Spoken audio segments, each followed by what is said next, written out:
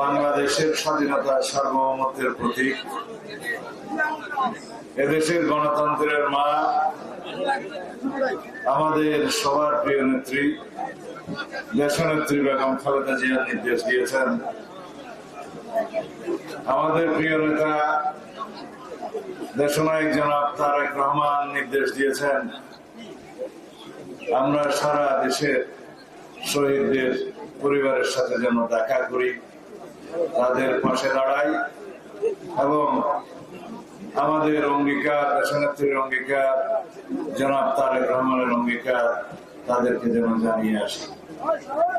তারই অংশ হিসেবে আজকে শহীদ ইমন এবং শহীদ পলাশের পরিবারের সাথে আমরা দেখা করেছি। আমাদের যথাসাধ্য সাহায্য সহযোগিতা আমরা প্রদান করেছি এবং সারা জীবন তাদের পরিবারের পাশে থাকার প্রতিশ্রুতি ব্যক্ত করেছি, অঙ্গীকার করেছি। আমাদের দলের পক্ষ থেকে, দেশনায়ক জনাব তারেক রহমানের পক্ষ থেকে